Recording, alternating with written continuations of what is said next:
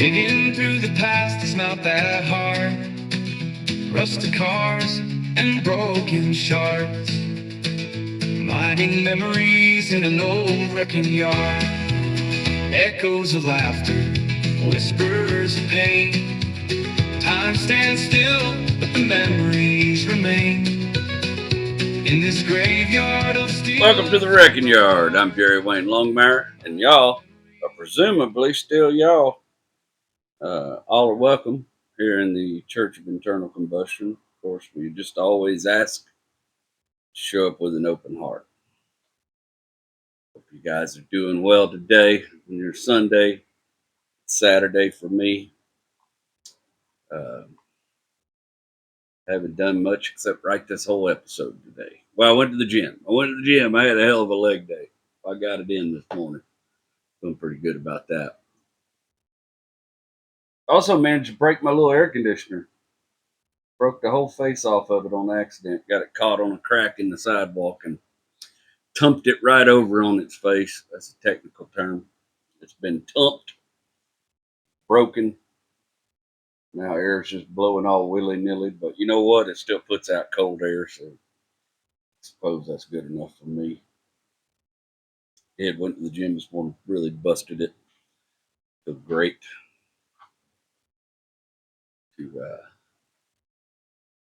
got this all wrote today. I actually worked on the book a lot today.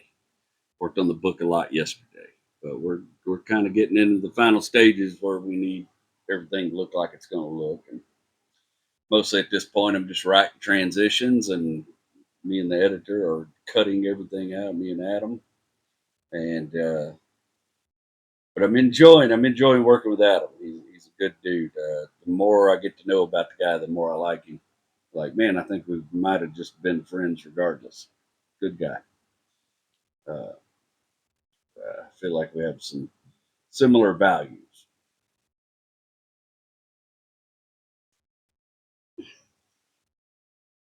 Not to say we agree on everything, but I hadn't found much we've disagreed on. Ooh, man. Feel good, though. I hope you guys are feeling good. My weight just keeps dropping, I keep sticking to the plan, keeping those calories down, watching what I'm putting in my body. Still treat myself every now and then, but, it's treats that I'm thoughtful about, and I'm thoughtful about those calories and stuff like that. Kind of, as you can imagine, so I've been doing the internet and the social media stuff for quite a while now, at least say probably 3 years, 2 or 3 years now. I've been doing this, and if you can imagine, over those years, a lot of beard oil, and beard balm companies have reached out to me and wanted to do collaborations, wanted to send me product to try, wanted me to talk about their product and this and that kind of stuff. And I've had some good ones over the years. One of my favorite ones I've ever had. I don't know, the guy that makes it, but my buddy Jody up in Tennessee sent it to me. Somebody up in Tennessee made it, and it's one of the better oils I've ever used. Really, it's one of those oils that smell. It actually smells like old leather. It doesn't smell like it's trying to smell like old leather. It actually smells like old leather. And I enjoyed that one. But a lot of the products, by and large, have been fairly unremarkable. Uh, I could just do just as well by going to the grocery store and buying something off the shelf at the grocery store. And in fact, I use that Duke Cannon, I think it is, beard balm for quite a while. And a lot of times I would just take coconut oil, mix it up with a little peppermint oil, and that was good enough, But you got to be careful with peppermint oil; it can dry out your beard. And a while back, a company called sorry, I got something here. A company called Outlaws and Gents Grooming Company out of San Antonio reached out right after the Faulkner video. He saw my beard in the Faulkner video. He didn't know anything about me. He's like, man, it's a good looking beard. He reached out and talked to my management a little bit, and he sent me a big, actually an incredible container full of products, and to try out, man, and see if I liked them. And I have had This is the best my beard and mustache has looked in, I bet, 10 years.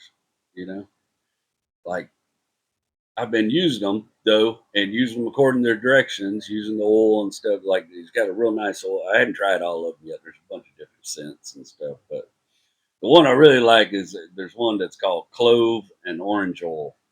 And I really like the way it makes my skin feel underneath. You know, if you got a beard, you get a little scratchy under there. And then there's a beard butter that you use on top of that, and there's one in there. It's called tobacco and vanilla, and it's just that and that clove oil and the orange oil. Really, it's a really my wife calls it layering scents, but which sounds kind of frou-frou to me, but they do go well together. She's been crazy about the way I smell, on at least in the face area. You know, I've been enjoying it, man. It's making my stuff look real good, man. It was feeling a little dried out, a little wispy. And we're all getting older. We're all aging. Your beard's going to dry out. Your hair's going to dry out. But you don't have to be in a rush for that to happen. I don't remember. It's so funny to me when I hear people make jokes about people doing stuff like that. And I don't do nothing to my hair. I don't do nothing this. I don't do nothing that. And it always makes me laugh. Like is taking care of yourself not manly? I don't know, man. I enjoy things that make my skin, my body feel good. Your skin's like, I think, uh, I'm probably wrong about this, but I'm just going to say it and be wrong. I think your skin is your biggest organ. And I never took care of my skin growing up. It was sunburnt, da da da da. And then I had a little scare earlier this year, and I had to go get some stuff checked out and looked at. And thankfully, everything was Hakuna Matata. Nothing was any of those scary words. But it made me start paying a little more attention to what I was doing to take care of myself. I'm trying to fix my body in the gym. I'm working on my health in that way. I've worked on my diet. I've changed my diet up a lot. I'm doing a lot of things for myself that way. Why shouldn't I be taking care of my skin? And why shouldn't I take care of my hair and my beard? I'm 48 years old, got a full head of hair. Ain't got no interest in rushing that away. When the time comes, I'll deal with it as I see fit. But until then, I'm gonna enjoy it. Man, that's been nice. That's really feels good. Feels good, smells good. That's nice too. It's all natural stuff too, which I like. Anyways, dude's got some good stuff. It's first product that's caught my eye in a while. And like I said, I get people send it to me all the time. I try all kinds of stuff. I've done different regimens, different tried a lot of different products. They're all branded Viking something or other, and most of them, by and large, unremarkable. But this particular little group of products I've been using recently, I'm really enjoying. Uh, I think me and this gentleman may end up doing some business together because I actually really, really like his product. That's not an ad. You'll know what I'm doing an ad because I'll tell you. That's just a little small talk to start the day, man. I'm feeling kind of chatty. Or now. I've been holed up the last couple of days working on the book and stuff, and kind of off of my own world, and uh, have not been communicating much outside. I have just one particular friend I've been texting in the evenings who's going through some trials and a little concerned for him. So outside of that, I've just been holed up at this house working on this, trying to move this thing forward. I'm excited about it, but it's you have to temper your excitement when you're working on something that has long deadlines and long. It's a new experience for me. Usually, everything's get it done, get it ready, get it made, get it put out right now. And this is things like, well, we're going to spend a lot of time making it, and then we're going to spend a lot of time fixing that, and then we're going to spend a lot of time marketing it, and then we're going to get it out. It's a different game for me. It's a different environs, if you will, that I'm having to tackle here. And usually when I do get into something like that, I have to find things that give me quick gratification. in order to help me stay balanced, you know. So you may see me putting out a lot of content right now. I've got a lot of ideas. My brain's overflowing recently. And I've learned some new tricks to speed up my productivity. And that's helped me a lot. I've gotten in an effort because we know we're about to go into this boot camp, getting this book done. That's going to require some long nights and some long days. An effort for me to make. The problem is when I go off into a project like that, then other things fall through, housework and washing my clothes, all these other little things, they kind of fall out. I've never been diagnosed as ADHD, but I would be I'd be damn surprised if I wouldn't get a diagnosis as ADHD. I'm not interested in medication, all that kind of stuff. I don't want anything screwing with who I am, what I'm doing, but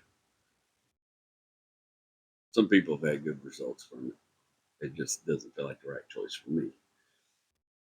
But when I get too wrapped up in a project like that, everything else falls to the wayside, my fitness and all that kind of stuff. So, in an effort to combat that ahead of time, this time, me and my wife sat down and spent some time compartmentalizing my days and helping me kind of schedule my days out. And it's helping me a lot better stay on track. If I know I got to devote this much time to this and this much time to this, then it helps me plan and do things better. Only thing that's been screwing me lately has been the weather. The weather. I feel like it has rained and thunderstormed every day this week. And I've got this sketch. It's some of you guys probably watch the Shop Talk sketches I do. I've got this Shop Talk sketch I wrote right after my cats got killed about Papa and Dad and brother and uncle. Uh, and I've wanted to film this sketch, and I have not had there's part of it I got to film outside, and I hadn't had a day worth of damn to do it, you know. So I'm hoping, fingers crossed, tomorrow on Sunday, won't get no rain. I can get out there and finish filming that sketch. Wait too much longer to finish filming that sketch, I'm gonna have to film the inside part again because all three of them are gonna lose weight when they go outside. That's how long I've been waiting to film the rest of the sketch. So, hoping against hope that tomorrow is a better weather day and I can get around to doing that. Next weekend,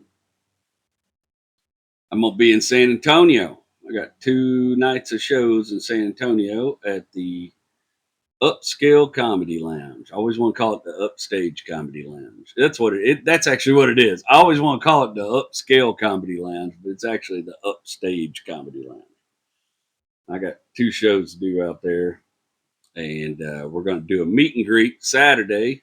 If you're in the San Antonio area and you want to come hang out, I'm going to be over at the Arctic Ape Frozen Desserts right over there on Walsham Road, right by the club, hanging out with my good buddy RJ Witcher, who started the Arctic Ape.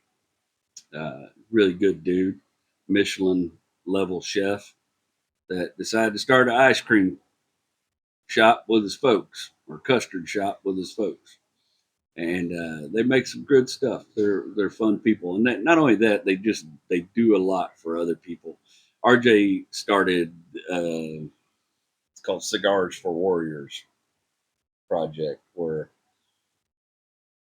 he gets cigars and sends them to soldiers overseas, you know. And it's a cool thing. The whole time I was in Africa, I was bumping into guys that had his cigars from the Cigars from Warriors program.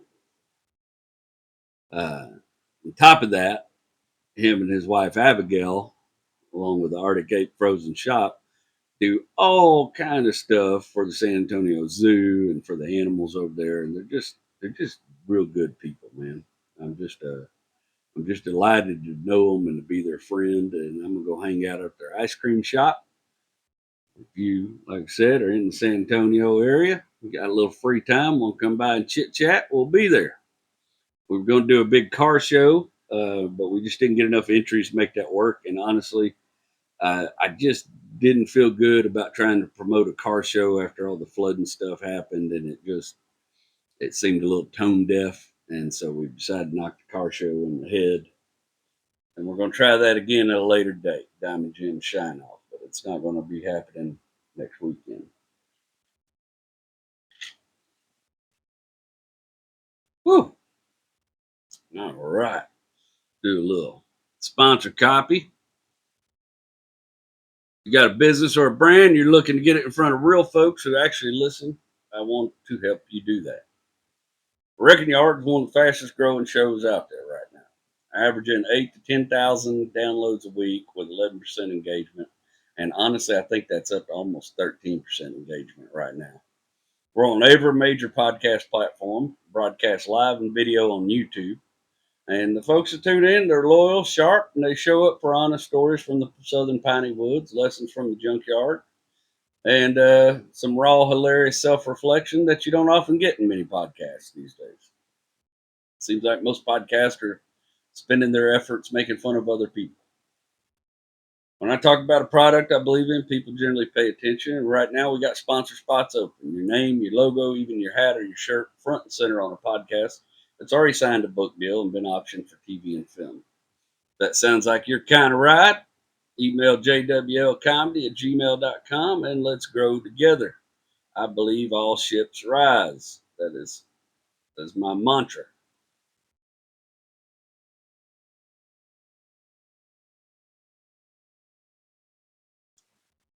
Today we're talking about one of my favorite little pickups I ever owned in my life.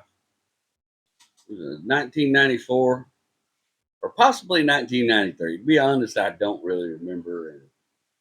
And when I owned that truck, I had a flip phone. I don't have any photos from that time, just blurry flip phone photos. But there's always a space in life that doesn't always get a lot of attention.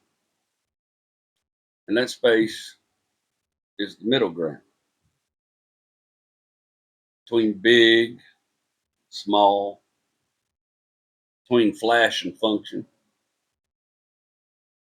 between wanting everything and needing just enough. And if there was ever a truck built for that space, it was the Dodge Dakota.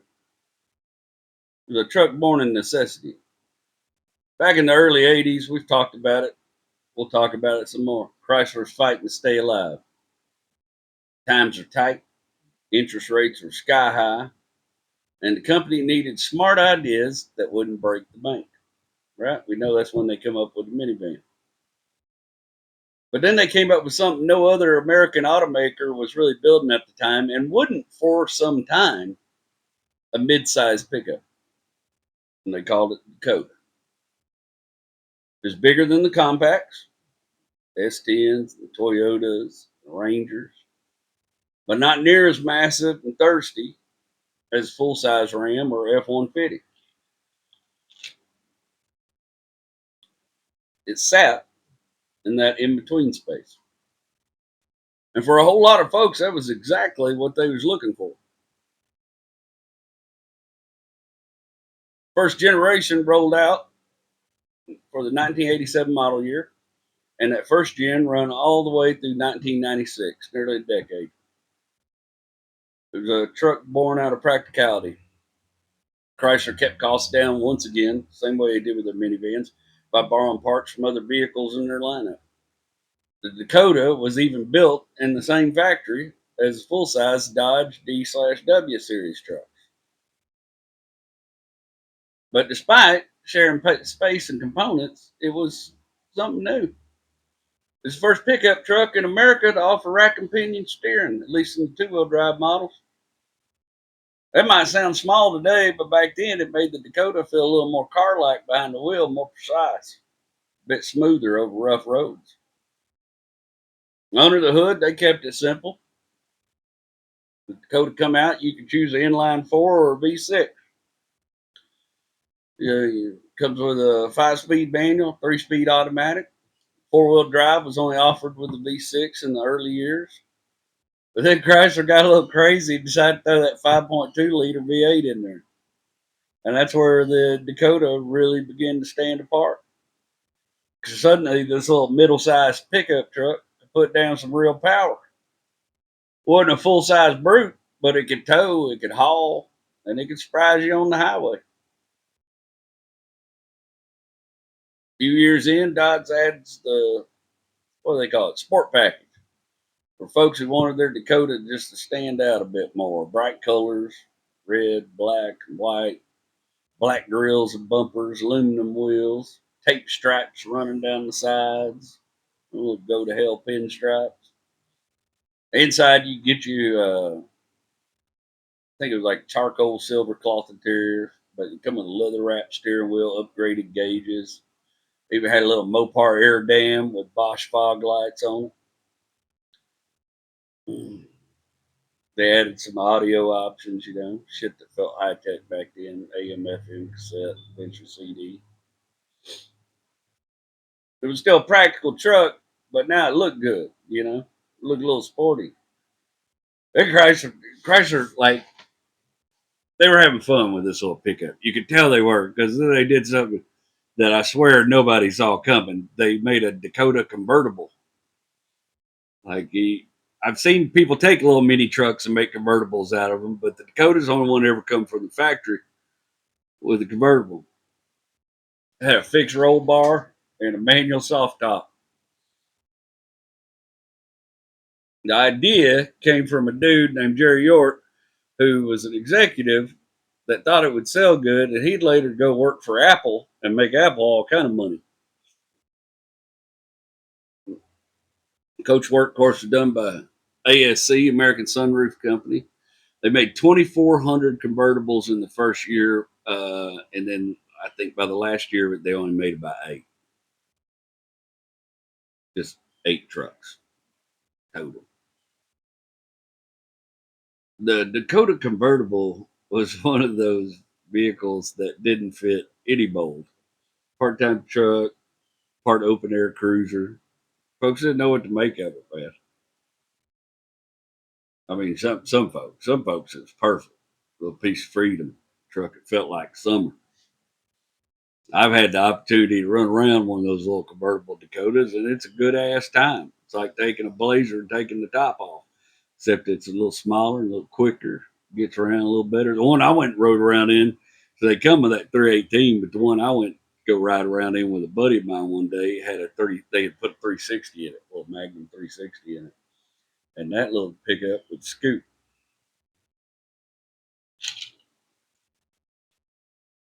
If the convertible was the oddball, the Shelby Dakota was the muscle.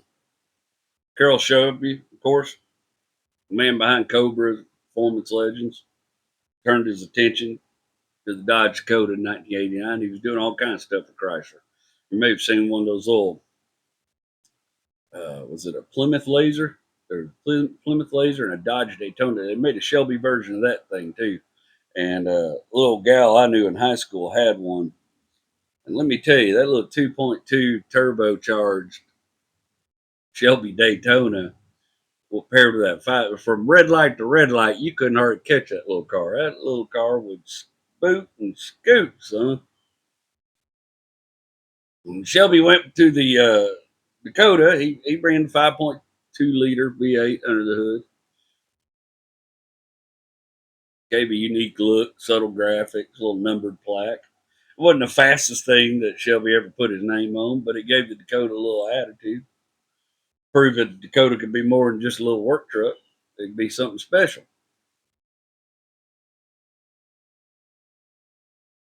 In 1990, they introduced a club cab, still just 2 doors, but offered a back seat. It was not a big back seat, though. That's about the only thing that back seat was good for was kids, dogs, and groceries. But it meant you could try to carry your family around in Dakota. It pushed it just a little further towards being a do everything truck. Go to work, go to the beach, take the kids to school, go camping, pull some loads with it. I mean, you could do some stuff with these little pickups, man. 1991, they changed up the face, new grill, new hood design for easier engine access. Got rid of the old seal beam headlights, replaced by molded the plastic units, looked a little more modern. It's just enough detail that you can always tell a 91 from a 89 or a 90. You know, you walk through a parking lot and you can see the front end of that 91. You can tell that it's won after that year.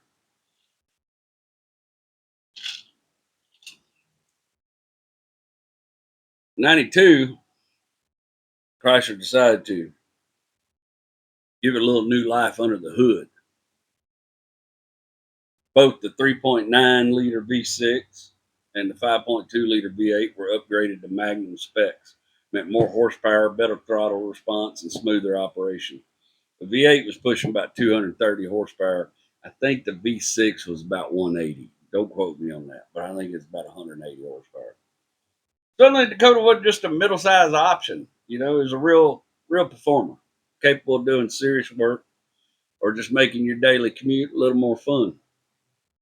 Now, I've driven a handful of them, got them V8s in them, and they're just a ball. It is the perfect. It is the perfect little pickup, man. You you get one of those that V8 in. That's a fun little truck to drive. Mine had 6, and it was still a great little pickup. Trucks were changing in the '90s, though. We know that. We know everybody's designs are changing. Safety was becoming more important. Comfort on the inside was becoming more important, and Dodge kind of led the way on that.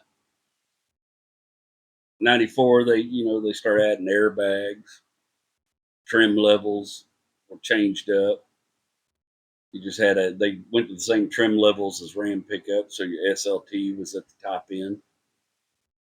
Features kept getting better. They started putting alloy wheels, even on the base model truck, better sound systems, leather seats got available for them. You get a CD player or a combo unit, it had cassette and CD, which that was, you were shitting in high cotton back in if you had that little setup. I remember when those first come out. '96 was the final year of the first generation Dakota.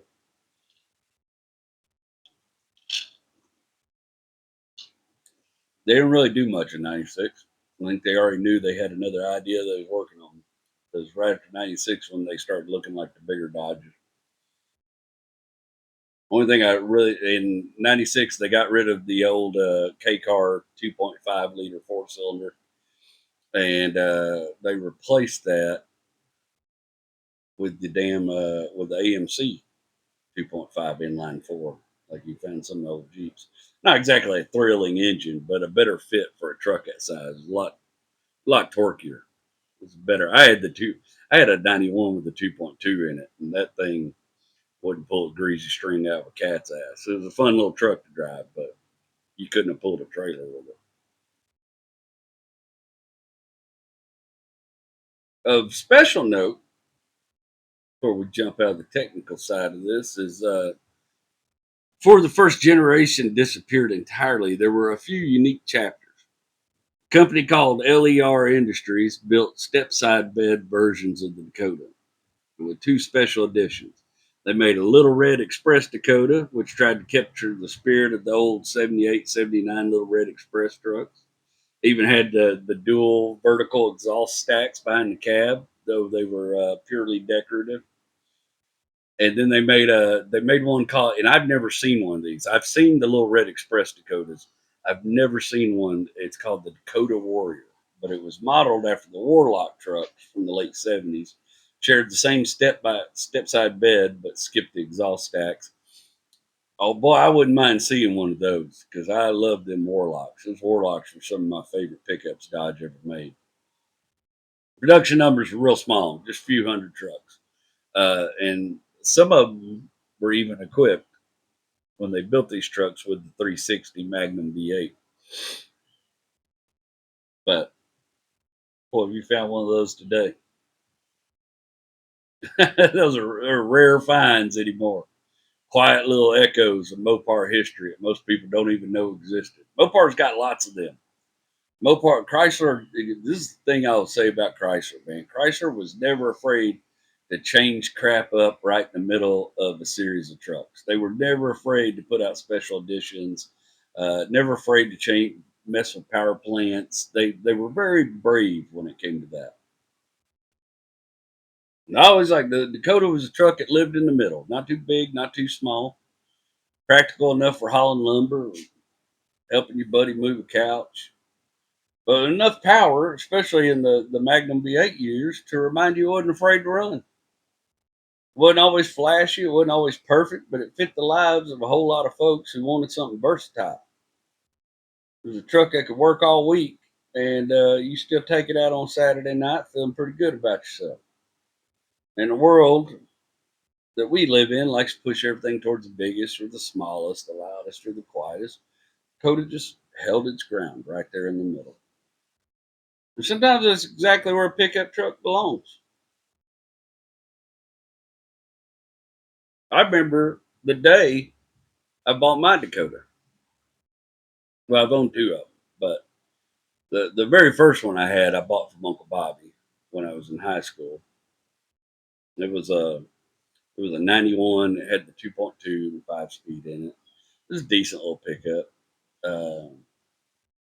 I cratered the transmission in it on graduation day. I think I probably told y'all that story. I was on my way to graduation at the high school, and I cratered that little 5 speed. I had been rough on that little truck. I used to take it off road and run it up and out in the country and shit. I was rough on that truck. I had jumped that pickup a couple times, you know.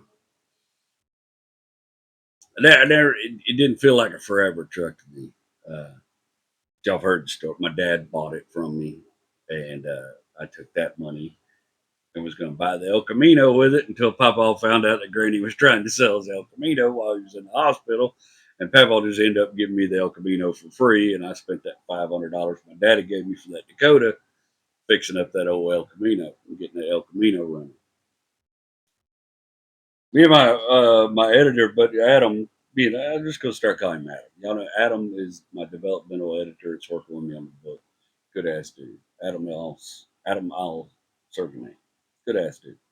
But we have a lot of wild conversations about this stuff. He knows cars, and we talk about this stuff. And he mentioned to me how funny it was that he was telling somebody a story about how he bought a car from his mom, or his mom sold him a car one time. And they're like, "Oh, so your mom bought you a car?" And he's like, "No, no, no." And we were talking about how funny it is, especially here in the South, but I think mostly in rural families. And I think probably a lot when you get overseas is cars kind of have sometimes, man, for lack of a better word, incestuous timelines. You know, just about every car I ever bought from somebody in my family had already been owned by several members of my family. My little Mustang was owned by everybody in the family at one point. Granny even had it for a little while, and then my younger sister finished it off. The That Datsun 280Z came into my family because my cousin Amy, her first husband, drug it from Arizona, right? And then my Uncle Larry bought it from him, and it sat in my Uncle Larry's yard for a little while. And then my dad bought it from Uncle Larry, and then I ended up buying it from my dad. You know, there's just a lot of that. A lot of that. It's not necessarily. It's not the same thing as somebody buying you a car or giving you a car, which I've had happen a couple times. But you know, it's sometimes it's just you know, oh man, my cousin driving a car like a car, boy, and then your cousin gets around, gets, oh, I think I'm gonna sell that old car. You start going, well, hell, man, I might like the way I look driving that old car. You know, I keep threatening. My cousin Shane has that Camaro still. Okay. Boy, if he ever sells it, I'm gonna be the first one over there trying to buy the damn thing if I got any money by then. The way things are going, I'm not 100% sure I will. Whew, bills are a little tight this month. That's all right. This always happens. This happens to me in the summer. Summer is our low money month. People aren't really going to comedy shows much. There's too much fun stuff to do outside and all that kind of thing. Just which is weird. When I was a contractor and you know doing contract work and stuff like remodeling stuff, December to January was my worst 2 months. You know, because December everybody's got scared money because they're worried about Christmas, and then January everybody's worried about the tax man and the weather's crap, and those are my worst months. Really, December through February was my worst months when I was doing that kind of work. The comedy is completely the opposite, man. My look from about October to February, everything's golden for me. But when the weather starts warming up and everything, it gets a little more difficult. But anyways, I had bought that little pickup from Uncle Bobby, and then of course uh, sold it to my father. And I don't remember what my dad did with it. He might have sold it to one of my cousins. I don't remember what he did with that little pickup. But back in about 2009, y'all have heard a lot of stories about this. Me and Rachel was living in Spring, Texas. In fact, we had just moved to Spring. We just moved in that little house. So I was pretty much working out of that little Honda Accord. I've been using that little Honda Accord to work out of, and but this is the time period when old Big Country, old Roy Wilkerson, that's about the time he turned that contract over to me and said, "You take this contract. This be a good way for you to build your business up, start your business." He knew I had ambition. It was probably 2009, maybe March or so.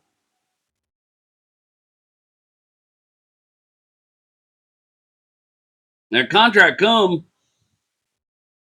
with a big old raise in pay from what I was making, but it was also come with an immediate need for me to go buy, pressure washers and paint spray and equipment. I needed compressors. I didn't have Roy's equipment to use anymore. He took all his equipment back to his business so that he could focus on his business. And I had to replace the skill saw, all that stuff, saws and, from what little meager tool collection I had at the time. I needed to buy everything I was going to need to keep up with the whole yearly maintenance contract. Trying to remember how many units we out there. I guess we probably had about 400 units. 400 units, all 3-story buildings. So I had to buy extra long ladders, all that kind of stuff. You know, roofing nailers, uh, I forgot what you call it, fencing nailer. You uh, I had to go purchase all that crap, drills and all that impact stuff, and it's a lot. It's a lot of money you had to put out. On top of that, I knew I was going to need a way to haul all that stuff around. And the bottom line is that little Honda Accord just wasn't going to cut it anymore. I couldn't pull a trailer with it or anything. I had a little small trailer I bought from my dad. I had one of them little Lowe's, I don't know, like a 5x8 trailer or something. My parents had bought it for something, used it for a couple of years. Decided they was going to get rid of it. I didn't even have anything to pull it with when I bought it. My dad had to bring it over to the house. But I didn't. They were selling it so cheap. I didn't want to see it. They paid about $800 for it. They were selling it for $400. And I thought, boy, I'm probably not going to find me another $400 trailer. I'll go ahead and snatch that $400 trailer. That trailer now, I believe, is in its permanent residence in my buddy Terry Smart Jr.'s backyard. I gave it to him eons ago, and I don't know if he ever did anything with it. I told him he could have it. He was a good friend. He was a good hand. I didn't have a lot of money to give him when he was left my company to go back to work with his father, and I just wanted to put some stuff in his hands that I knew he'd use. He was a good hand. Very Smart Jr. is one of the better men I've known in my life.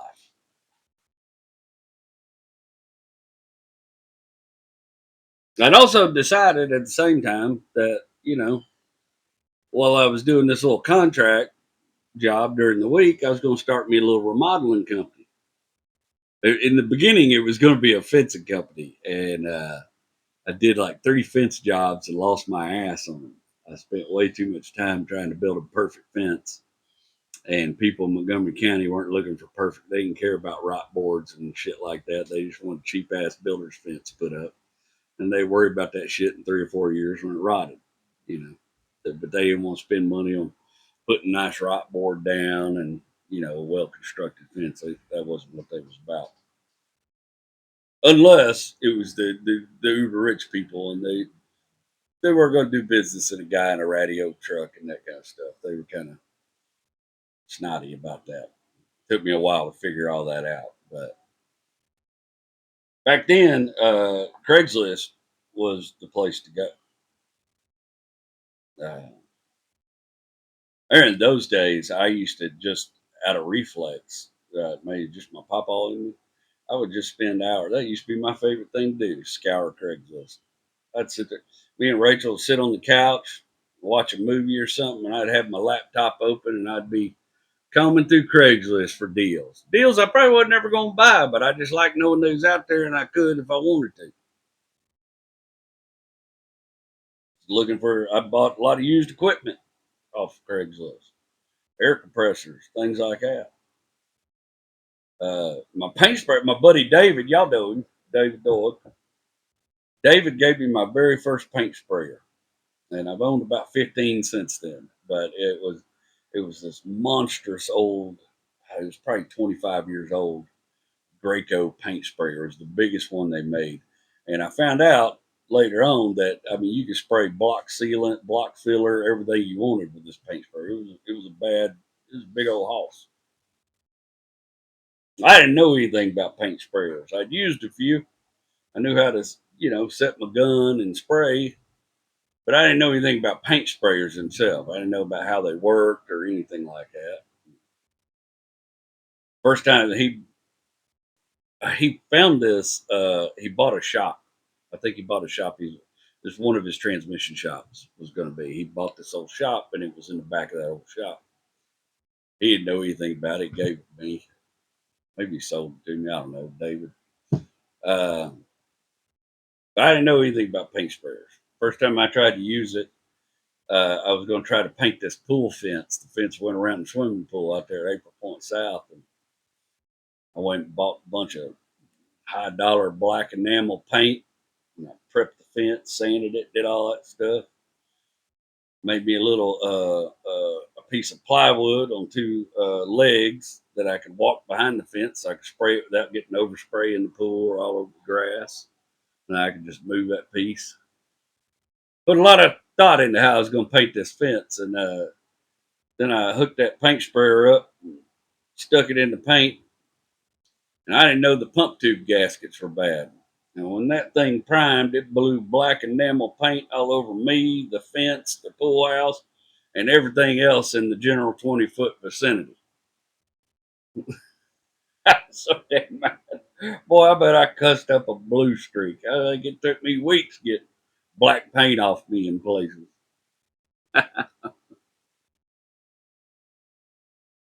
Oh, that was a good enamel too. I was taking a bath in paint thinner trying to get it off me.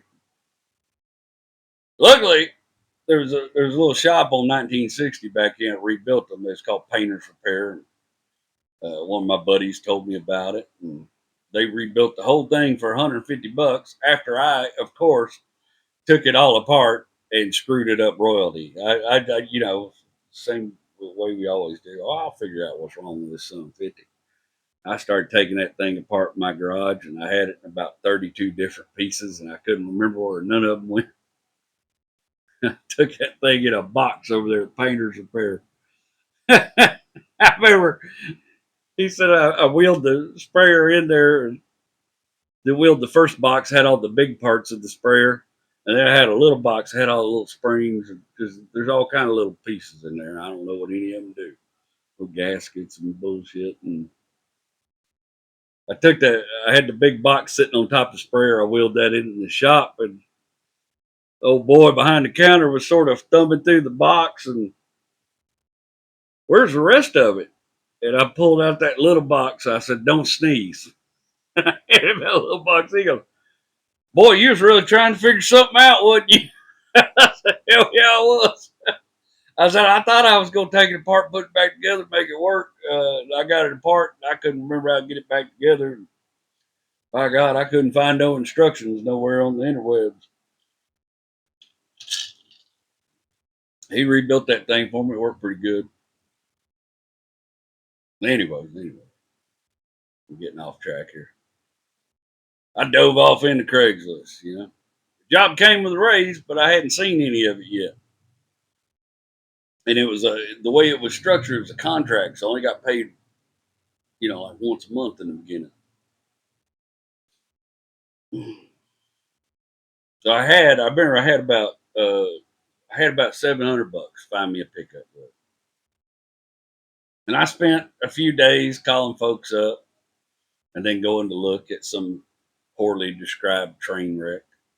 Don't get me wrong, $700 went a lot farther on a vehicle then, but folks have been lying about what condition their car is in since the first time since the first caveman tried to sell a wheel. I can see that now. Rock wheel for sale, one owner, no accidents, rolled when parked. Contact Grog, third cave on the right, past the tar pits. No low ballers. I know what I got. Come on, Grog. We all see the chip missing from the edge of that wheel. Whole tribe knows you hit a mammoth last winter, and don't tell me it's patent. Old Grog be over there talking about rare color combo, original granite on granite. Every time you ask for a better price, bro, try to find another one like this. They don't make them anymore. Yeah, because we invented round wheels, Grog. That's why.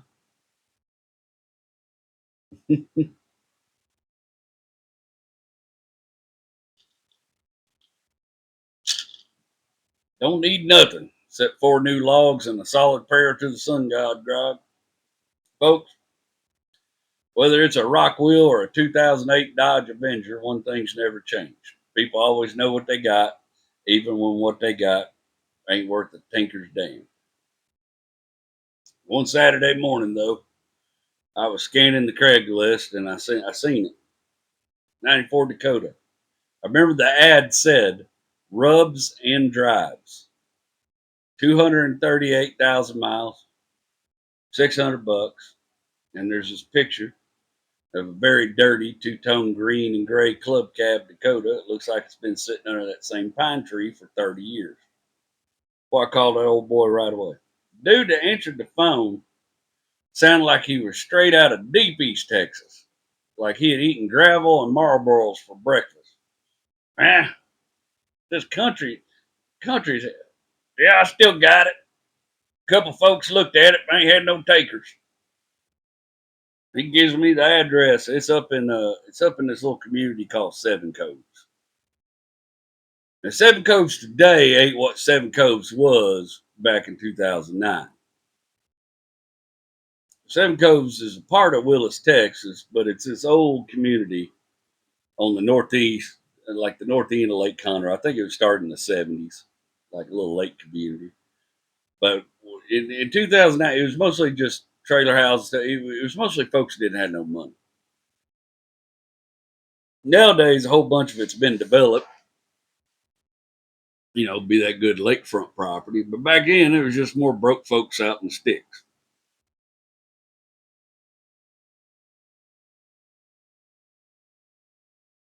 Rachel and I, we hopped in the Mazda same Saturday morning. I just got off the phone with him. I said, I want to go look at this truck. Me and her hopped in the Mazda. We run up there.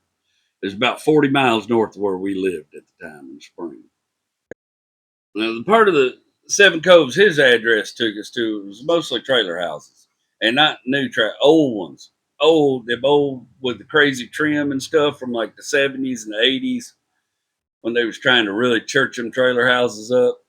You know what they look like, and every one of them either had a cobbled together, like sort of makeshift extra roof over the top of them.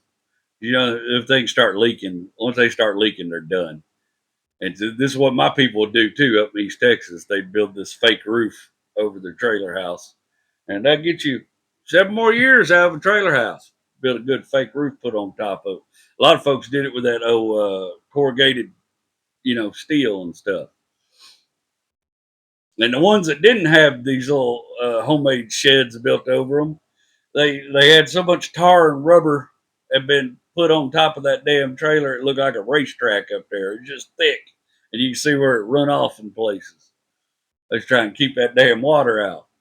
And as somebody who's done a lot of them jobs as a young man, I used to help Granny do it. That's a crap job to do right there, buddy. We used to have to do it with that old fifth wheel RV they had. It leaked like a sieve, and about once a season, me and Granny get up there with a bucket and a broom and brush that stuff on, try to keep it from leaking till next year. And I got up to his address. He had pulled the Dakota in the driveway, and he pushed some of the pine needles off of it, but it was still just, it looked like hell. It was streaked up with pine tar resin from front to back. We pulled in that driveway, about six kids run out that trailer in the driveway. You here for the truck? Yeah. Let me go get my daddy. All right. And the kid, most of that neighborhood was black folks, but I was still so surprised when the dude that came around the house was a black dude that looked younger than me because of that voice I'd heard on the phone. I mean, from the voice on the phone, I thought I was about to do business with Barry Corbin. I did not picture this 20 something black dude come around the house in overalls. I was like, oh, crap, bro. You need to lay off cigarettes now, Bubba.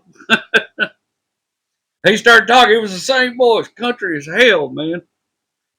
He told one of them kids, go in there and get my keys. And them kids run off in that trailer, got the keys for the Dakota to come back out and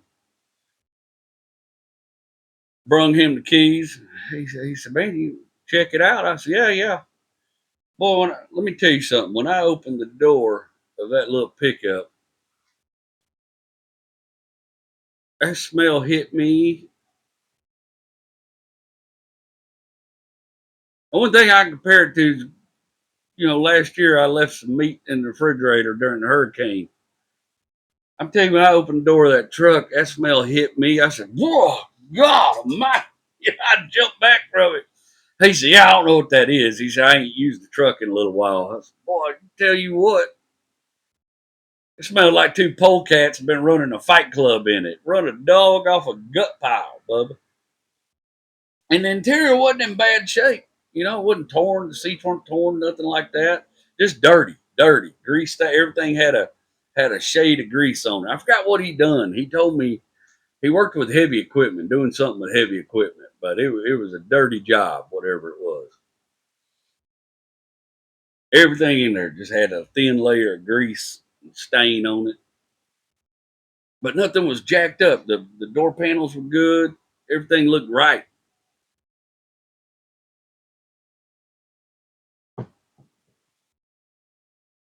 Had a little. I was missing stereo. I ended up putting an aftermarket stereo in it. Stereo, it clearly somebody had an aftermarket unit in it and pulled it out. There's wires hanging out the dash. Normal stuff you see when you go by pickup in a place where there's a trailer house. I ain't crapping on trailer. I grew up in a trailer. I lived in trailers. I've lived in trailers a lot in my life. I ain't crapping on them. But it's not usually a place of high fashion and high elegance. The whole extended cab was full of empty natural light beer cans.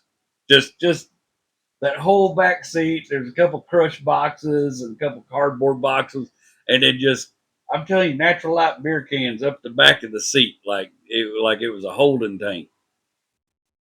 And the passenger floorboard had trash in it and fast food stuff and bags and old parts boxes and just, the kind of stuff you see in like a junkyard truck or a working man's truck sometimes that don't keep up with it. It was just piled up to the seat nearly level with the seat. Like that was just his extra trash can. But I tell you what, I choked enough of that smell down, turned the key, that little Magnum V6 fired right up, rubbed smooth.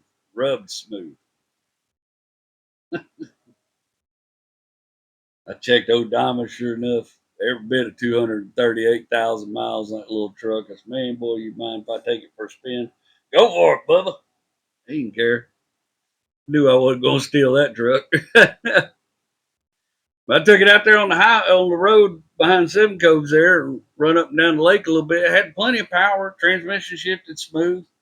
Wasn't a bunch. I thought the front end, a lot of times in the Dakotas, they get high miles, that front end gets real sloppy. My 91 was sloppy as hell. We had to do all kind of tie rod ends, everything, tighten it up. But boy, I think the front end was just tight on it. Still good, man. Think pretty decent alignment. Had used tires all the way around, but they would pull straight going down the road. Only thing that screwed me up first time I drove it, I hit the brakes on it. I was coming down a little lake road. I hit the brakes. The truck damn near turned sideways on me. I said, "Boy, what the shit?" And I knew something was screwed up with them brakes. Didn't hardly have any pedal, any pedal resistance. And that thing lurched and jerked sideways on me. I said, "Boy." I turned it around. I took it back over there. Got it back in his driveway. I said, "Man, the brakes is a little touchy." He said, "Yeah, I paid my uncle to fix them. And they've been like that ever since. I don't know what that fool done." Back of the pickup full of pine needles and like 6 milk crates full of empty oil cans and parts cleaner, starter fluid, various junk, other parts from other cars. When I cleaned the bed of that truck out, I found an exhaust manifold for a Chevy 350 in there. Also found a throttle body injection of like a '87 Olds Cutlass. And I popped the hood. The engine was remarkably clean. Checked the oil a little rough looking. Crawled up underneath it there in the grass. Didn't look like transmission been leaking, anything like that. I couldn't see no leaks anywhere. And mostly look at them little V6s bad about front seal leaks. So got up under there, couldn't see anything. I went armed with some knowledge.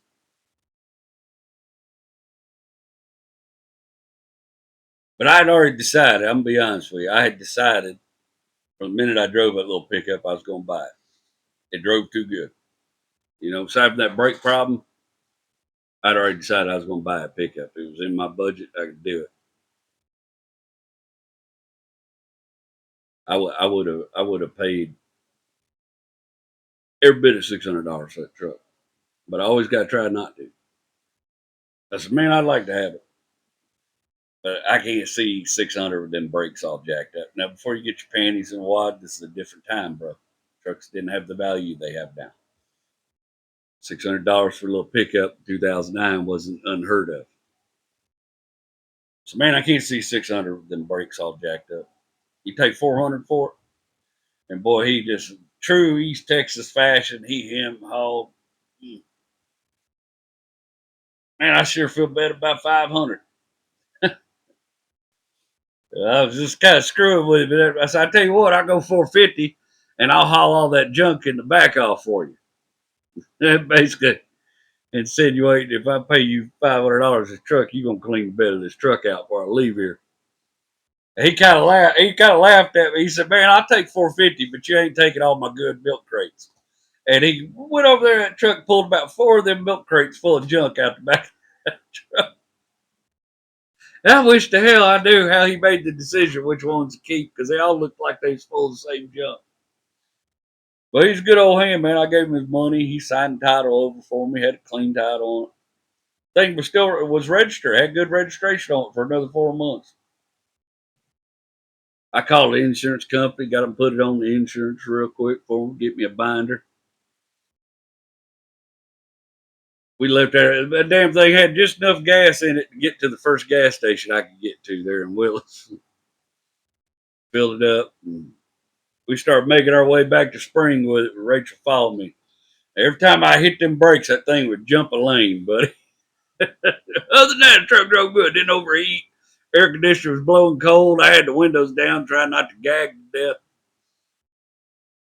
I got that thing to the house, immediately got it up on jack stand, started tearing into them brakes. Uh, both back wheel cylinders. And as somebody who's done this trick before in an emergency, I immediately realized what had happened. But both back wheel cylinders, when I pulled wheels and the drums off, was blowed out. Right, just the seals was all dried up. Fluid, you can see where fluid had leaked out of them profusely at some point. And when I unhooked the brake line, both the brake lines on the back had a big old carpet tack stuck in them, so he could create pressure to the front brakes. Got around the front of it, took the front wheels off, and the right front caliper was seized open, rusted open with no pads in it, just froze solid. And the only caliper that was working was the left front caliper on the truck. And I had a little money left. I run over to O'Reilly's, bought a new caliper for that side of the truck, and some people are like, "Oh, you should have bought two." Yeah, I should have, but I'm broke hillbilly, and I do what I got to do to get by.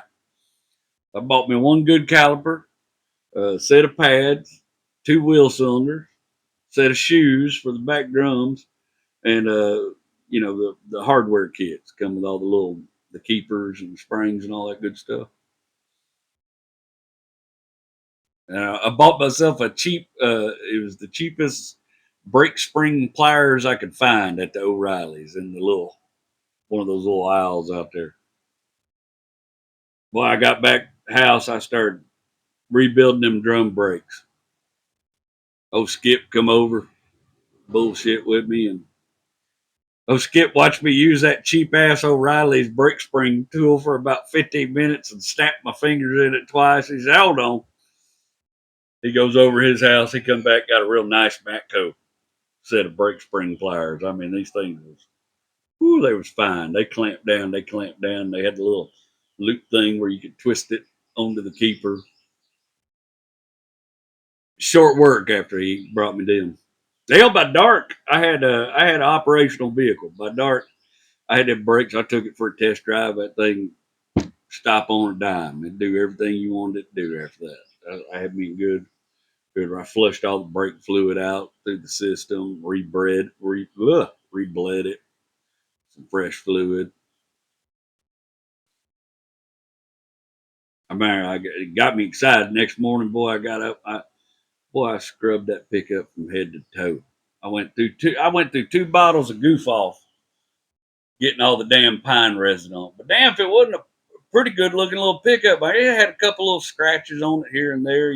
Somebody smacked up against it or something. Not like car wreck, but like somebody rubbed up against it with a belt buckle or been drove through the trees or something. But the paint was pretty solid. It was a good looking little pickup when I got it cleaned up. Started pulling all the trash out of it. And I found in the bottom of that passenger floorboard, once I got a couple layers of trash out, it looked like it was a paper sack, and it looked like at one time it had 4 oranges in it. But these oranges had changed physical states a number of times throughout their decomposition process. It was definitely the source of the smell. My God. Whew. I scrubbed the interior out, took some of that Resolve, shampooed the carpets. Uh, I shoved new car smell, little pine tree shaped air fresheners. I shoved them in between the dash. I shoved them under the seats, everywhere I could put them things. Tried to overpower that smell. And I'll be honest with you, it still took about a month before you get in that truck when it was hot outside and not gaggle. Just that little. Well, them oranges did the number. But all that grease cleaned up. It was a clean little pickup, man. I went and bought me a little aftermarket stereo, a little Kenwood deck, CD player. Set that up in there. Had good speakers. Good little pickup, man. I was damn proud of it. I'd done all that work, cleaned it up, man.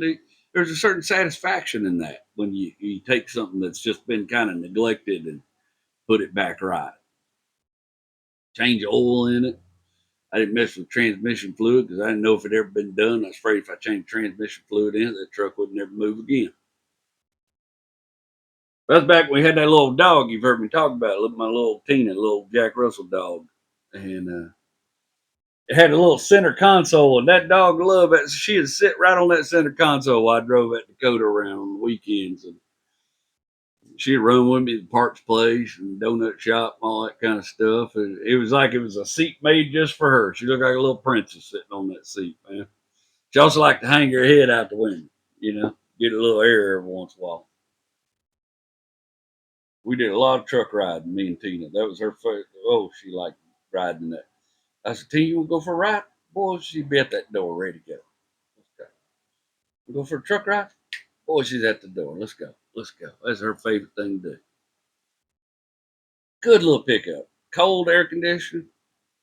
The Honda's air conditioner hadn't worked very good, so I was kind of getting spoiled. Now this first vehicle I done had in a while. I had air before that. I was riding a motorbike. Ford Contour's air conditioner sucked. Only worked about half the time. Well, this first vehicle I done had with some good air conditioning in a while. Well, I got a little spoiled by that. Good little drivetrain. Everything a fella needs to get busy working on a new contract. And we did some work, buddy. I used to drive. I had that truck about just shy of a year. And if you think about it, where I lived in Spring, where my main job was during the week, was about it's close to 40 miles one way. So 80 miles a day on that little pickup. Already had 238,000 miles on 80 miles a day. You know, let's say 50 weeks. I mean, probably put another 4,000 miles on that truck, close to. I'm not good at math. One of you can do the math. But I was also on the weekends. I was out doing side jobs, remodeling jobs, stuff like that. Little things at first, come repaint a bedroom for me. Come do this. Come do that. Just little stuff at first. Get get my feet wet. Then my buddy David calls me up. He says, "Hey man," he said, "I've been looking to get a rental property. I bought this house over in Sharpstown." Hell, man. He said, "Well, he said, why don't you go over there and look at it? Tell me what you charge to repaint it, all that kind of stuff." I was still kind of new in the business. I went over there, bid that job out to best of my abilities. I fell woefully short because I didn't realize the amount of work that place needed. Needed carpet all through it, and stairs, all that kind of stuff. I was going to have Home Depot come do the carpet. I ain't no carpet man. But this place was crazy, man. It was a good sized house to begin with. But what we figured, Dave was like, "You don't need to buy no paint. There's plenty of paint in the garage where the people was going to remodel it. And they didn't finish. Apparently they'd had somebody working on the place and they just didn't finish. And there was, sure enough, there's these 5-gallon buckets of white paint all out there in the garage. He said, "You use all that paint?" Of course, I didn't check it because I didn't know no better. I didn't know how long that paint had been sitting there.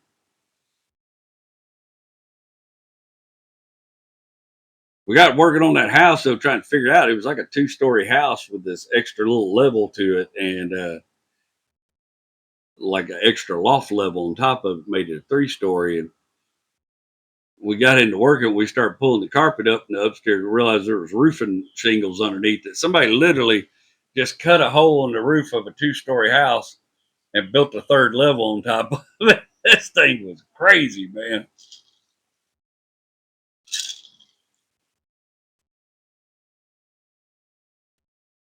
Big damn house. I don't know how many months I worked on that house for David on the weekends.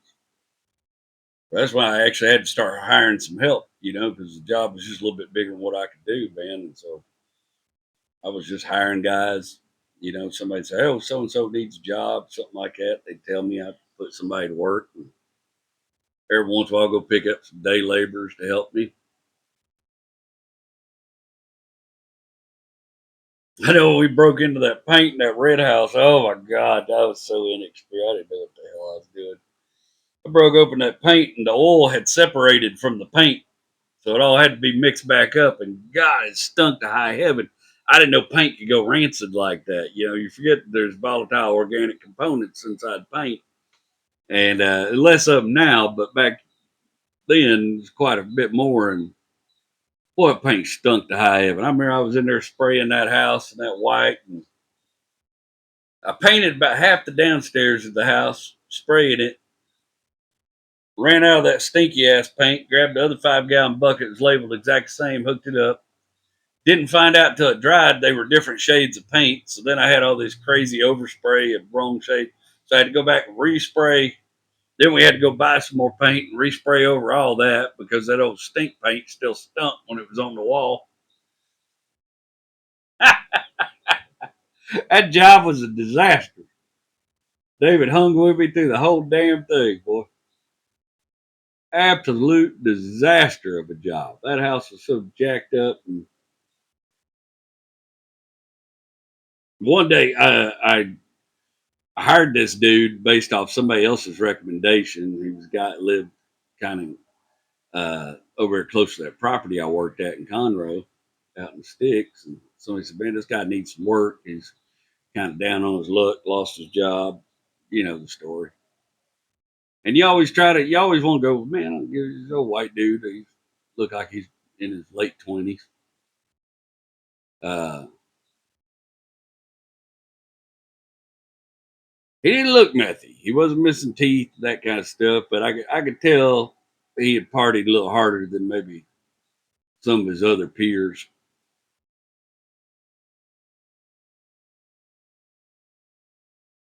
But one day we was over there at the house. I handed him my keys and about $30 or so cash money. I said, "Hey man, run down that little corner store down to the neighborhood, fill this cooler up with ice, get some Gatorades and some water for everybody." I had about 4 or 5 guys out there working. My brother Joey, in the beginning, Joey was kind of teamed up with me on the business, but he decided it wasn't for him. We was in deep and we weren't making any money on the job. And I think it turned in a little more than what he was wanting to do. You know, he was just looking for something, to give him a little exercise. Had some fun on the weekends. And I'm a hard person to work for. So we were bumping heads, that kind of thing. And I gave him an out and he took it and we parted ways on that little business. And it was for the best.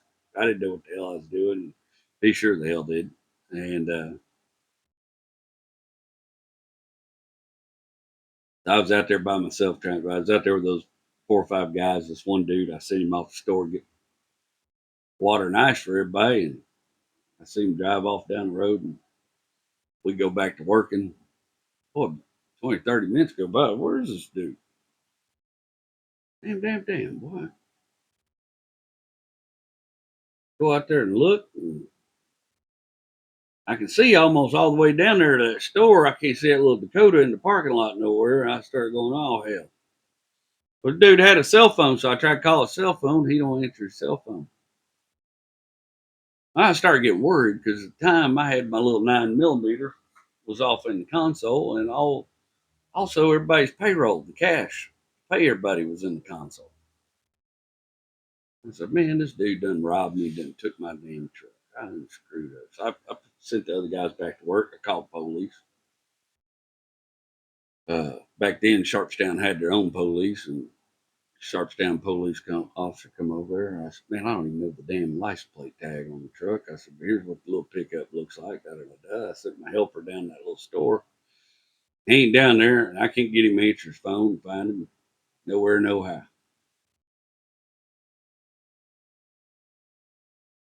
He said, "Man, he said, I can't promise you anything. We'll put a little lookout for it, see if we can run across him."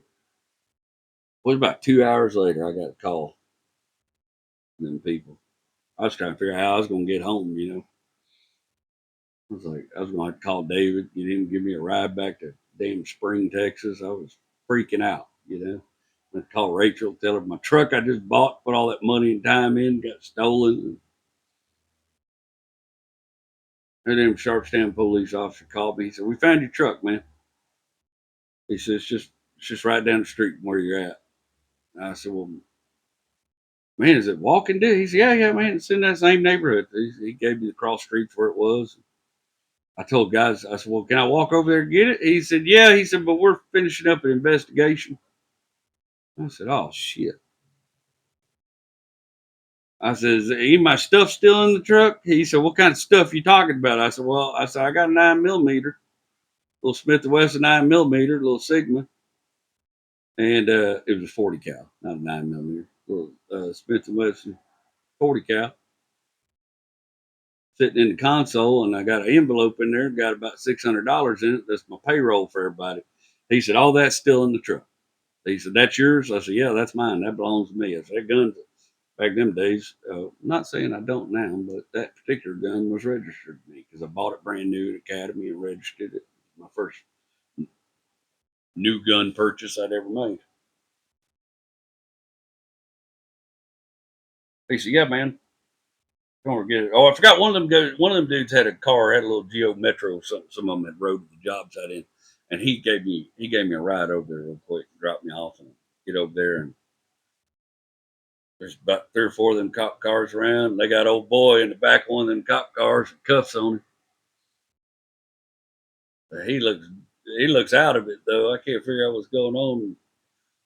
Long long story short, they got talking cop. He said, "Yeah," he said, "we just drive around, kind of keep an eye out." And he said, "This old boy's parked over here with a spike hanging."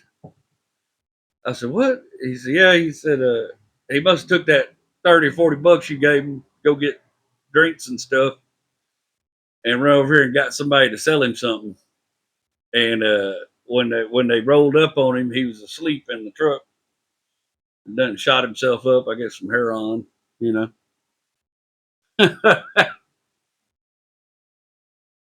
I said, "Damn, well, that moron stole my truck. Didn't realize there was a loaded gun in there and an envelope full of money." They gave me my stuff back, and I cranked the truck up, drove back to the job site. We finished the day out.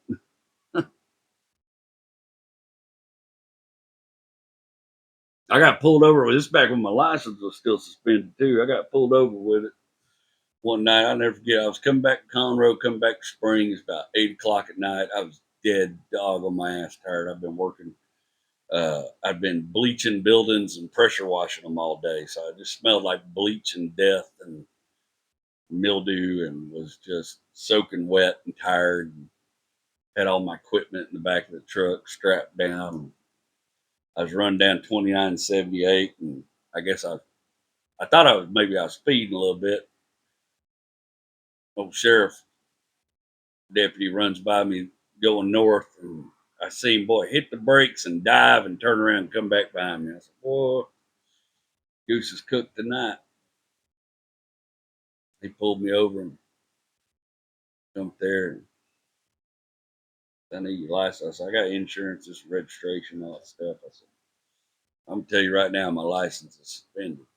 He said, "What's it suspended for?" I said, "Out of state tickets." I lied a little bit. "Out of state tickets." He said, "What are you doing about that?" I said, "I'm working on it." I said, but I gave him the whole spiel about how I was dealing with Louisiana, and they were still telling me the computers was down from a hurricane that happened 5 years ago. And he just kind of laughed. He was an old timer. He kind of laughed. He said, "Yeah, they're bad about that, you know." He said, "Where are you headed, bud?" I said, "I'm just going home, man. I'm just going home, try to get a good night's sleep. I got to come right back up this road tomorrow. So if you let me go tonight, you can probably gonna have to pull me over tomorrow because now you know the story." He said, "I tell you what." He said, "You promised me you're working on getting this license thing fixed up?" I said, "Yes, sir." He said, "You don't look like you're causing no harm. You don't look like you have to do nobody no bad good." He said, "I'm gonna let you go, but on the way home, stop by the auto parts store, get you a bulb for that. You got a brake light out back there, or tail light out back there." Yes, sir. That's what got me pulled over bad. And these days, for all those years of driving dirty like that, these days I don't even get in the car without checking the lights. That little tail light almost cost me. And true story, I got a buddy that went to prison because of a bad brake light. I mean, that's not why he went to prison, but that's what got him thrown in prison. I mean, that was the thing that broke his probation and got him screwed up with the law.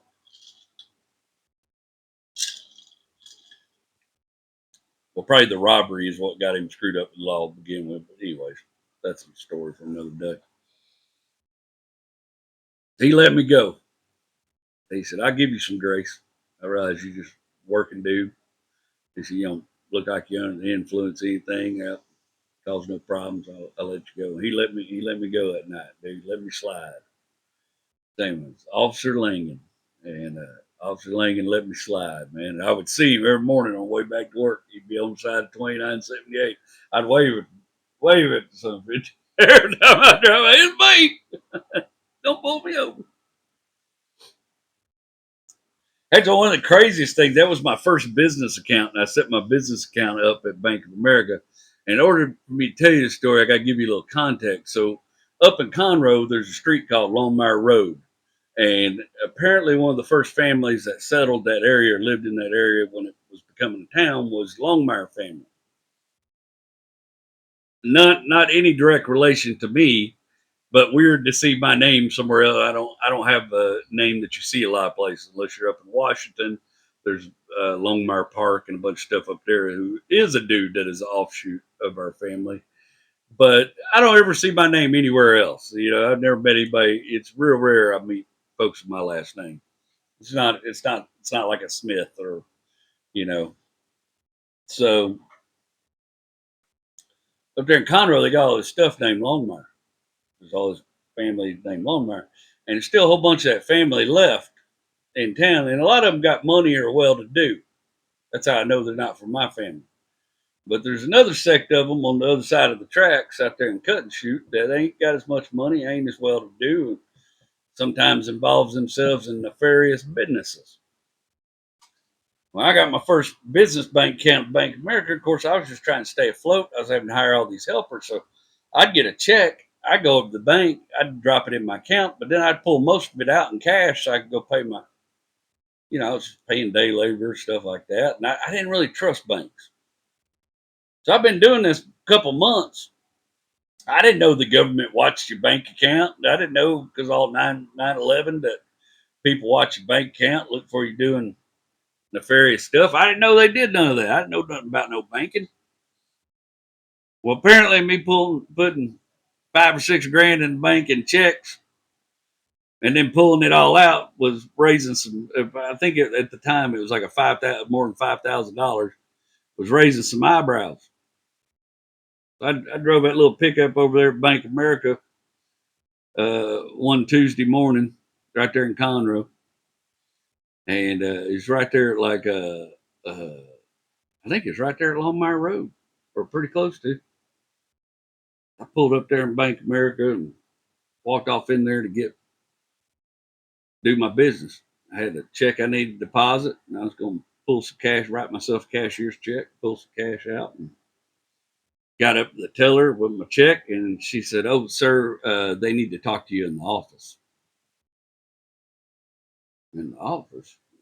What the hell for? She said, "Well, there's something going on in your account. There's a note here that we have to direct you to the financial office." So, sure enough, some dude in a suit comes over. "Miss Longmire, I'd like you to come with me." All right. I go over there, sit in his office. I said, "What's the deal?" He said, "Give us just a little bit. We just want to talk to you about the activities of your account." I'm I think somebody done wrote me a hot check or something. I can't figure out what the hell's going on.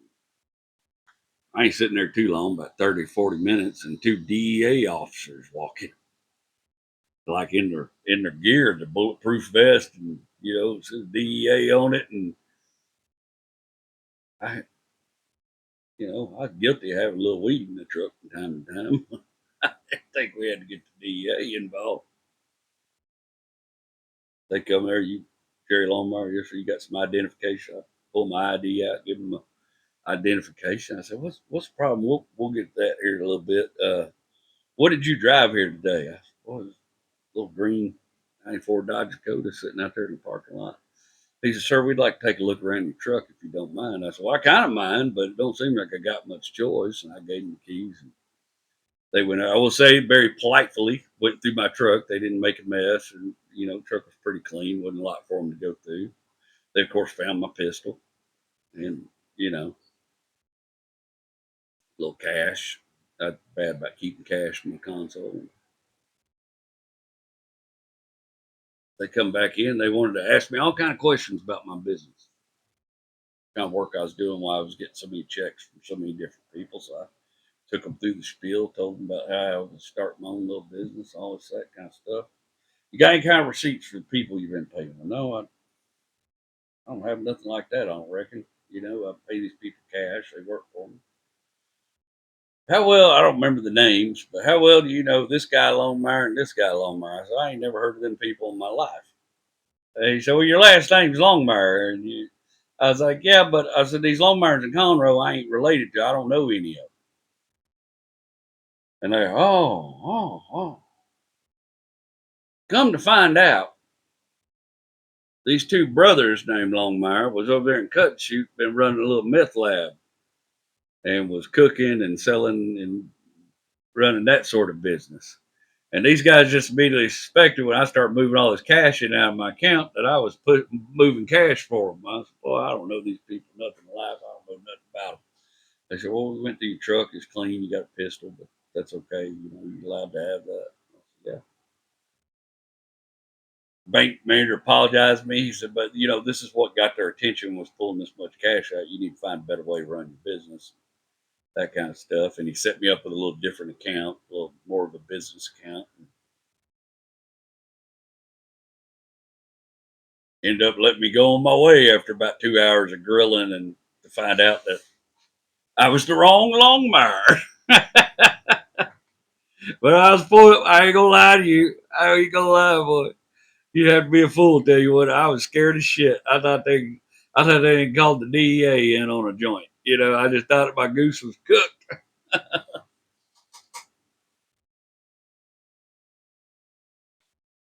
Had that little truck about here, put a shit ton of miles on it,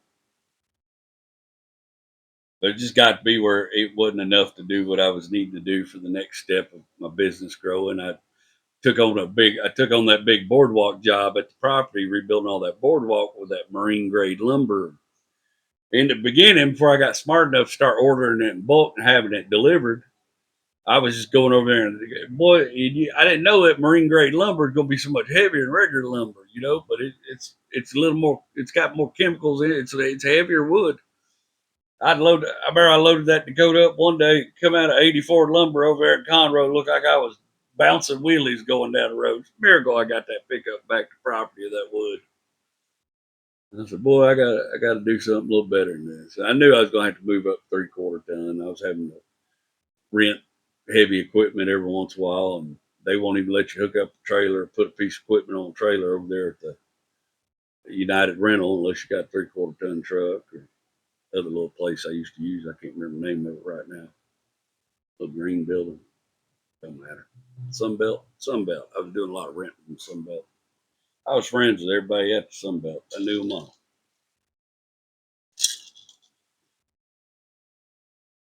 So y'all know that story. I put that little pickup for sale, sold it for about $1,000, and I suspect the old boy bought it, still driving it around somewhere. You know, it was a good, clean little truck. May have upgrade doing, but I can tell you this: all the time I owned that truck, the only thing I ever done to it was in brakes. I don't think I ever had to fix anything else on that little pickup. I think I had to fix the windshield. I think I had to change the windshield wiper motor, maybe.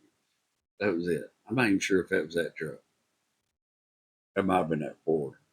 I sold it. I went and bought a 91 F-250, which was the worst truck I ever owned in my freaking life. That little Dakota did everything I asked to do. Good ass little truck. Pretty good on gas. I wish I had it now, to be truthful. That would be the perfect size little pickup to have in my situation now. A lot of good memories being damn old Tina riding around on Saturday mornings. Let's do some testimonials. We got some unwrapping to do. Let's do some unwrapping, man. We got some packages at the P.O. box this week. This one right here. I won't shake it too much. Sounds like it might be some Hot Wheels. You know what? I don't think this is my package.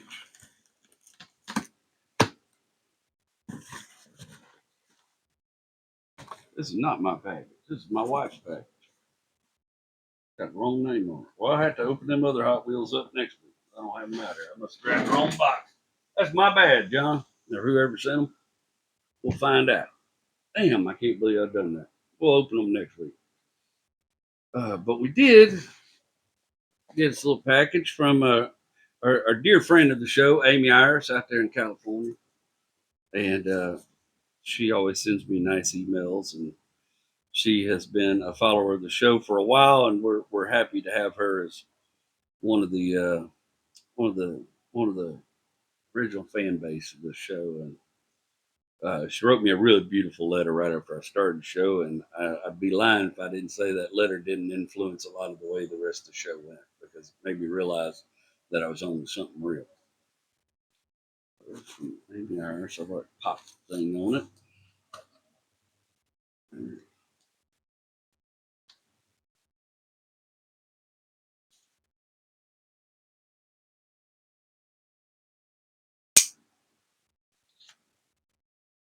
Got a little letter here. Oh, a handwritten letter. That's even better. Dear JW, I've been wanting to send you a thoughtful token of my appreciation for some time now. When the Wrecking Yard podcast started, none of us could have ever imagined the stories you were to unfold were stories we all could share in and feel a sense of camaraderie, no matter who we are or where we come from. In a time when we are subjected to so much mean spirited behavior, you remain a light of hope and remind us we have possibilities in this life. Be kind, have an open heart, shares room for all of us at the table. There's room for all of us at the table. What you have done with the Wrecking Yard podcast is so very special, and since day one, we've experienced a rare and wonderful happening. I thank you for your dedication, all the laughs, all the tears, and working hard to deliver your fans cherished mementos of your life's experiences. With love and gratitude, Amy Harris. It's very, very nice. Ooh, what do we got here? A shirt. Let's see. Oh, hell yeah. Hell yeah. What's it? Oh, oh, shit. Look at this. This is a trip day oneer on the front.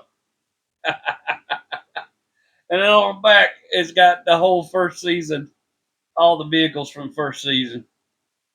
Man, that's cool. Amy, that's cool. Shit's even 2X. You know what? Let's give it a shot. That's what I think.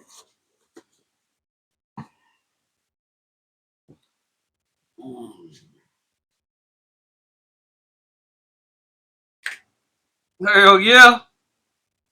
Feels good. You see all my cars and stuff back there? I love it. Thank you. This is beautiful. I love this. Thank you so much, Amy. That's really thoughtful. Let's see what else we got. I think we got another little envelope here. Oh, this got some artwork on it. 530. Red too shiny.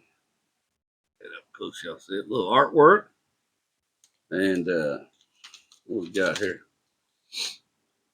Mr. Longmire, first of all, big fan. As a proud Appalachian, your work really hits home. I think we've likely been in the same trailer with a 150 quart Coleman cooler in front of the TV in lieu of a couch, even if we're thousands of miles away. That said, I read a comment you left on the book, Book of Faces, saying you thought about writing for the funny books. And then there's a little cartoon here.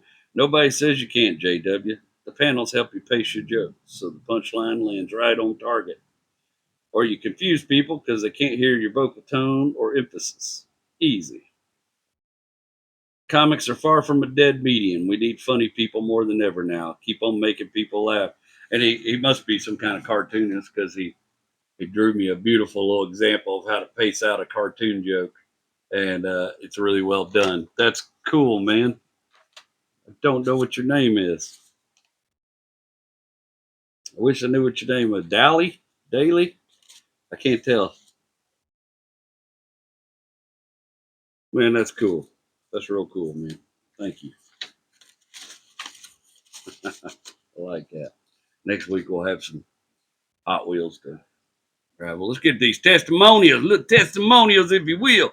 Man, I watched about an hour of Dusty Rhodes this morning. There's a page called Dusty Rhodes No Context, and I got hung up on that page for an hour just watching Dusty Rhodes promos. It was one of the ones that made me laugh the most is what he said, he's taking names has been done. Now the Heineken is about to stop. And it's going to go on all summer. It's going to be hot, hot, hot in public, if you will. Oh, he tickles me. I love that dude. Loved him. Let's see here. At Jack Franklin, friction rash, better known as the chub rub. Chub rub. I like that. I was talking about having them sat in a wet suit too long rashes big boys get. Yeah, I was on my call down. I'm gonna call it chub rub. Got a little chub rub going on. At Texasipian, have a kid and you'll grow up as crazy. I know some kids that pass the parents on the growing up scale. Bubba, you and me both. You and me both, son. Yeah, now that I'm older, I realize how stupid that phrase is. But I heard that phrase a bunch growing up. At Midland 53, we just celebrated our little boy's first birthday last week, and this episode hits hard. You're right. A huge part of fatherhood is wanting your child to be proud of the man he looks up to. I may not be perfect, but I'm better than what my dad was, and that's enough. Also, you're right about waiting to tell people until 12 weeks because of potential for a miscarriage. Not sure why, but at 12 weeks, chances drop significantly. Yeah, I knew it was something like I couldn't remember. Man, thank you, dude. And best of luck to you in fatherhood. You you're back at the beginning right now, but boy, I tell you, it goes fast. About a week from now, you're gonna be looking for cars for them. The way it feels to me. This has been a fun episode to do. I wasn't even sure about doing this. That little truck had more stories than I realized it did. I've already told a bunch of them, and I started digging around.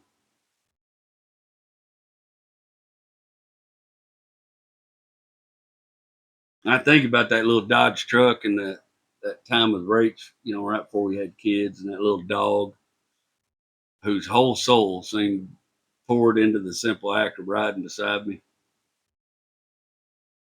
for the complications of being parents.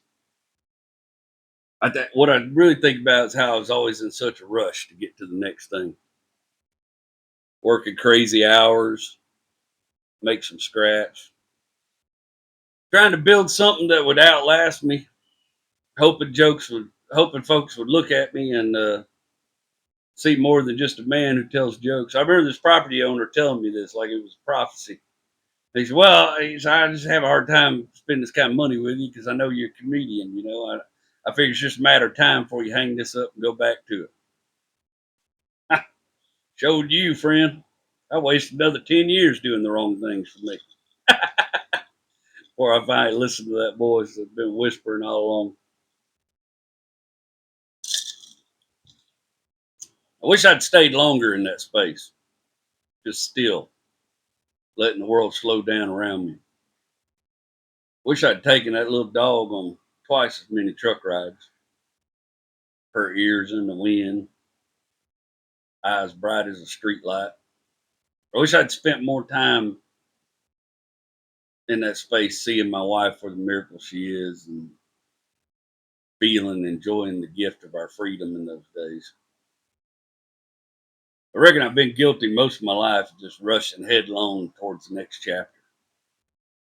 And that's one of those chapters I wish I'd lingered in a little bit for all it was. Struggle, yeah. A struggle ain't always a curse. Sometimes it's the forge where you learn who you are, what you're capable of enduring, what you're capable of becoming. And some of you are probably in struggle right now, and there's an end to it. And then after that, there'll be another struggle. I think that's all this is, just a series of different struggles, different layers of complexity and need. I don't make a bunch of money right now. I have to scrap to get by. But I'm trying not to rush right now. I'm trying to enjoy this moment, this pocket I'm in. I think my life's about to get quite a bit more complicated and there's going to be a more complex struggle. So I'm trying to enjoy this chapter. I hope Hope your struggles end sooner than later, but I hope you pay attention to the place you're in right now. Nothing else might make you appreciate the next place you're in, or just give you something nice to think about when the next place is a little too much of a struggle. I want to see y'all succeed. I tell you this every week. I'm going to tell you until you believe it. There's room at the table for everybody, and I'm rooting for you. I'm JW, and I love you.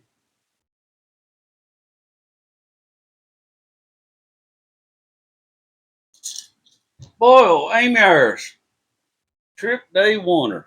I love that. That is a,